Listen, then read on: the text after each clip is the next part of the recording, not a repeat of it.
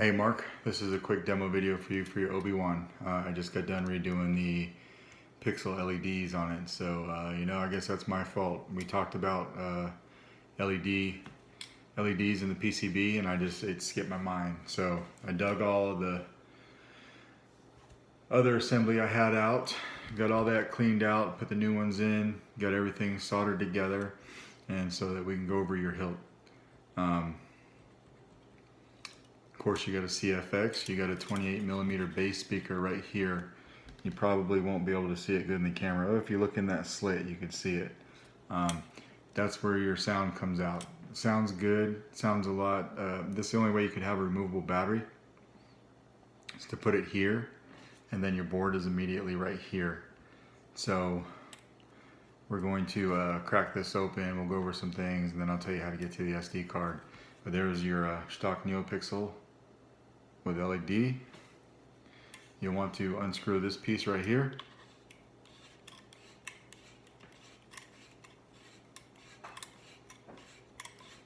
It's got a couple threads on it. That'll pop off. Here's your chassis. Removable battery setup. These are the only battery terminals I've got. This is what I'm using from now on. So it works out better than the other ones did. The battery pops in and out better. It does help with battery orientation, although you don't have, seem to have a problem with it. Most people don't, but some people do, enough that I decided to make this move. So that's what we've got in there. This is a battery that I'll be sending with it. Positive side up towards the back.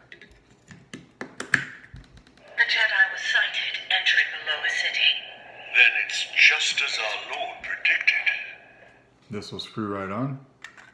One thing I will say about this is to make this chassis fit, like in the other video that you watched, you can see where your end cap was attached to that X bracket in there by this screw right here.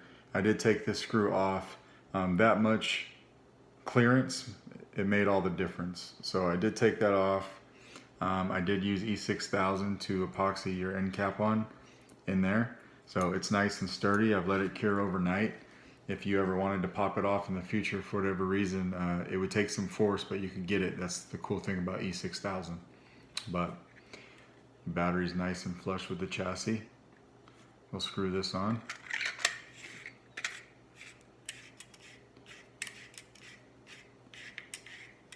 You did ask me for you wanted the same button profile for both. I don't know if you can see it up against my shirt, but you got the same size for both. But this towards the emitter is your activation, and then this down here is your auxiliary. So we'll activate it.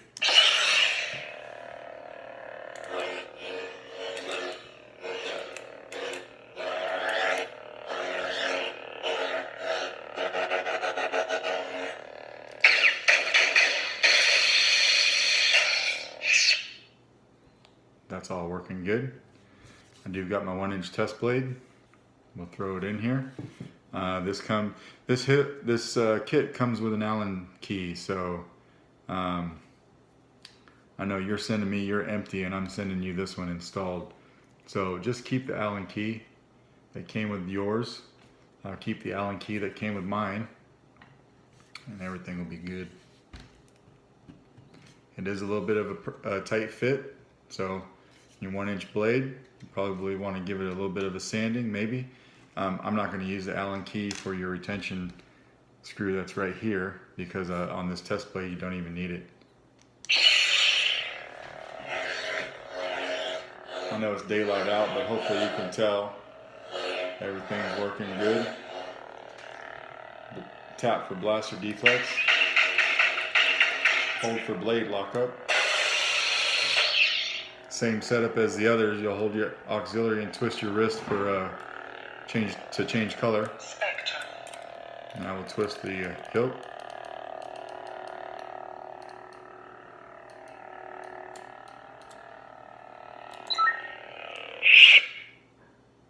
Sound energy critical. This is a brand new battery. I need to charge it. So and I'll send you a brand new one, a brand newly charged one, but this is what was on my desk, and I've been working on this for a while, so I wanted to get this video out. So we'll change blade profiles, we'll Spectrum. keep it held down. Blade profiles. It's got the 31 that you're used to.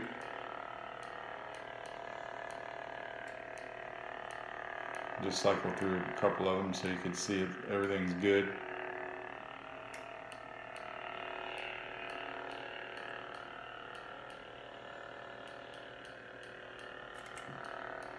And we'll stop on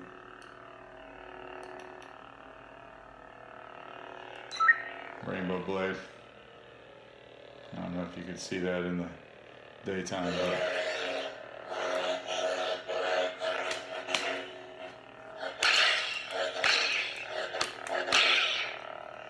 your board is right here.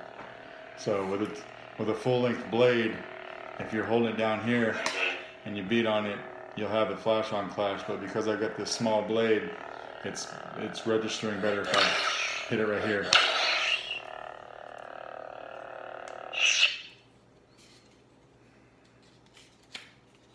And then, so to get to your SD card, you'll want to unscrew this. Like I said, you'll find this battery, although it's very secure in there, it comes out a hell of a lot easier. So what you'll want to do is you'll want to, first you'll want to unscrew these two buttons, because as you know, they screw in from the outside. So unscrew these two buttons, flip this clamp and take this middle piece off, and it's set up in a way where, well, I'll just show you orientated. So your board is 180 degrees from your buttons. So your board is located on this side. It's even with your battery compartment. So when you slide this middle piece off, you will see your speaker immediately right here. And then if you look in there, you'll see your board. I took a few pictures so that you can see what I'm talking about. You can get to the board with a pair of tweezers. If you can just poke it, pull them out, and then put it back in. If you're not necessarily comfortable with that, this chassis is held in with 4 8/32 set screws. So there'll be actually 2 right here, and then in 180 degrees there'll be another 2. You'll see them when you pull this clamp off. So you can loosen those up a little bit. You can pull this chassis out a hair.